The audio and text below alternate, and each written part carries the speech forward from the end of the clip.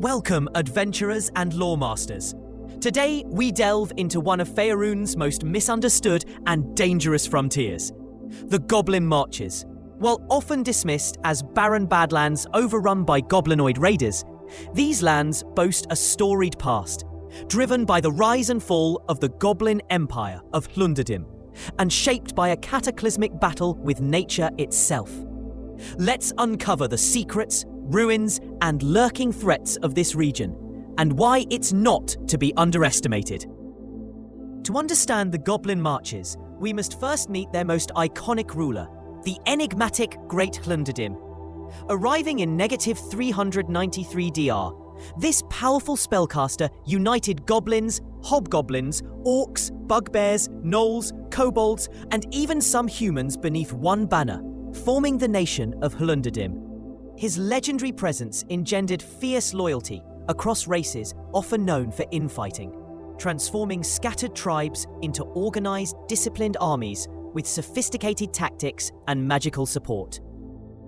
Araugul, the mighty fortress city and capital of Hlundadim, was founded on the windy plains of southern Netheril. It became a symbol of goblinoid dominance, serving as a rallying point for invasions into neighboring realms. From Araugul, the goblin armies struck at the Lost Kingdoms, Cormyr, and other neighbours, carrying forth the name of Hlundadim in countless campaigns. Although Hlundadim's armies repeatedly challenged the great powers of the region, it was not steel or spell that brought their downfall. By 268 DR, the relentless expansion of the Anarok Desert unleashed devastating dust storms and barren soil across their empire. No defense or magic could stop this environmental catastrophe. The croplands that sustained Araugul and its armies became dust, driving the goblins and their kin into panic and forced migration. As the desert crept southward, Araugul was abandoned, and the great Hlundadim vanished from history as suddenly as he had arrived. Without their charismatic leader and heartland, Hlundadim fragmented into countless squabbling tribes, unable to recapture their former unity or power. The name of Hlundadim, however, survived as legend among the surviving goblinoids, a symbol of lost glory and fierce ambition. With time, the lands south of the advancing desert came to be known as the Goblin Marches.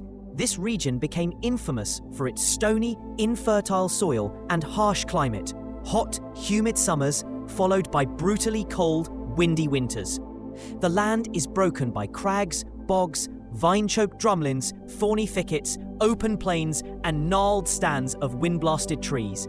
Barely habitable, yet fiercely contested by those forced to dwell there. It's easy to miss that the Goblin Marches were once green and teeming with life. But as human empires rose, especially the magic-rich Netheril, magical disruptions, introduction of apex predators like chimeras and dragons, and relentless goblinoid overhunting nearly destroyed the region's ecosystem. Only the hardiest of wildlife, including giant forms, dinosaurs, and monstrous predators, now endure in these wilds. Ruins and remnants of the older Goblin Empire are scattered throughout the marches. Adventurers might find toppled fortresses, ancient cities, and labyrinthine tunnels carved into the stone. While most treasures have been looted, these places are now home to monsters and still lure treasure seekers at their peril. The dated architecture doesn't just record history, it's often a danger in itself, used as lairs or traps by cunning denizens.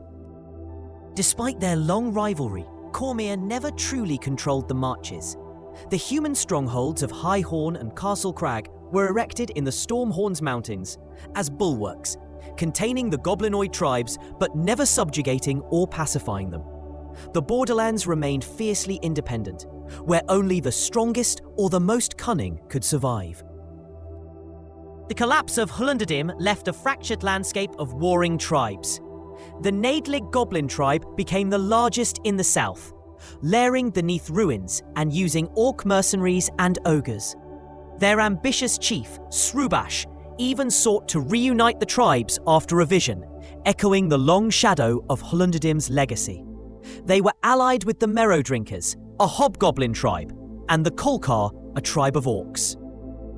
Other prominent tribes include the Fenless, goblins who despise any non-goblin allies and wage war against most others, especially the Kolkar orcs. In the Western Marches, the Melial tribe, a mix of orcs and hobgoblins, descended from the defeated army at the Battle of Bones, remains notable for its magical prowess. Some Melial even carry lycanthropy, transforming into werewolves and forming an elite caste within their tribe. The region is dotted with even stranger societies. The Tirak on Water, or simply Tirak, are an unusually cunning goblin tribe dwelling on an island in a lake between the Marches and the Stonelands. These goblins build houses and boats, tolerate sunlight, and live over a century thanks to ingesting blood-red lilies. Deep below their island, they encountered and allied with a force of bugbears, an unusual but dangerous partnership. The Marches are not populated solely by goblinoids. Bugbears, gnolls, kobolds, ogres, aurochs, and even some humans and mercenaries take their chances, often raiding each other as much as outsiders. The ogre mercenary band known as the Teeth, led by Jadran the Fang, is another major force, operating across both the Marches and the Stonelands. Such fractured opposition historically allowed powers like the Zentarim to meddle in the Marches. From bases like Darkhold and Dagger Falls, the Zentarim maintained trade routes across the region, sometimes hostile, sometimes manipulative. They have even tried to install mind-controlled doppelgangers as tribal leaders, aiming to gain a goblinoid army, though such efforts have not brought lasting success, thanks to the unruly nature of the Marches' denizens. As for resources, the orcs of the Marches have access to rich iron mines, forging weapons and armor of their own. Curiously, they never trade this iron with outsiders, giving their warbands a self-sufficiency in arms unusual among goblinoid tribes elsewhere in Faerûn. But humanoids are hardly the only threat. The region teems with monsters. Behears, enemies to dragons, are common here, as are chimeras, who often drive out goblins from their cave lairs. Adventuring parties might also encounter hill giants, etins, trolls from the Underdark, ferocious peritons, and even the odd Medusa or Madar. Rumours speak of bugbear and giant alliances or gnoll chieftains with troll bodyguards, ever shifting the power balances of the wilds. The marsh's proximity to the Stormhorns and Farsi marshes invites marsh raids, pitting goblin tribes against marsh drovers and monstrous marsh dwellers.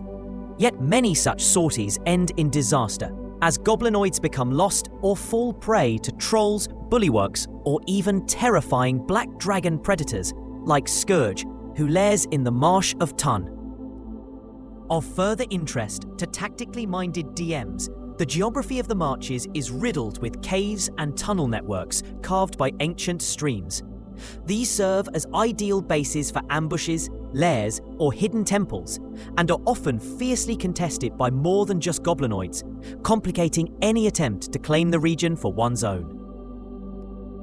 Among the most notable supernatural threats, flying hunting spiders prowl the night skies, launching surprise attacks but avoiding fire. Lairs with well-tended perimeters and regular patrols, as kept by the orc tribes, are evidence of the ongoing struggle for survival. Whispers persist of Medusae with Madar mates, rare but dangerous, who may be sought as unique allies by local powers, sometimes even being approached by Zentarim operatives for anti-Cormyr operations. Add to this Herakasphinxes, Wemmicks, and recurring rumours of gold dragons watching over the region from afar, and it's clear the Marches are home to as many wonders as threats. The cultural memory of Hulundadim continues to haunt the Marches. Many tribes claim descent from his mighty armies, and their reverence for ancient technical expertise, fortifications, and arcane tricks can grant otherwise primitive tribes surprising advantages, a detail for DMs to showcase when designing ancient traps, magical defences, or lost barracks within the region. As the current events, there are ever-present rumours of reunification. Around 1367 DR, some believed that the Neidlig more organized than ever, might soon succeed in forging a new goblinoid nation. Ambitious DMs might use this as a campaign hook, a new warlord, a uniting cause, or the sudden return of a legendary artifact. Dungeon Masters should also note the unique hazards and hooks buried in Goblin March's legend. Tales abound of a cult of Cyric with an underground fortress who employ orc and ogre mercenaries, undead servitors, and may even plot to create a Dracolich. Rumoured sites like the Forgotten City in the High Moors with a goddess captive beneath offer exceptional adventure potential. For players, the Goblin Marches offer some of Faerûn's richest ground for exploration, encountering relics and ruins from the days of Llundadim, unearthing ancient artifacts or lost knowledge, or navigating the tense politics among tribes, mercenaries, and monstrous denizens can form the backbone of campaigns, mixing wilderness survival, intrigue, and mythic discovery. Whether your party seeks to forge alliances, broker truces, uncover pre-Netherese magics, or challenge the undead raising cults beneath the bluffs, the Goblin Marches prove a limitless venue for danger and lore. Each crag, thicket, and flooded cave holds a secret, perhaps even the key to raising a modern goblin nation, or uncovering the fate of the vanished great Llundadim himself. So next time your party eyes the battered hills north of Cormyr as just goblin country, remember, every drumlin hides a story, every ruin holds a threat, and every raid echoes an empire's lost dream. The Goblin Marches await the bold and the wise. Will you claim their secrets, or just become another footnote in their bloody saga?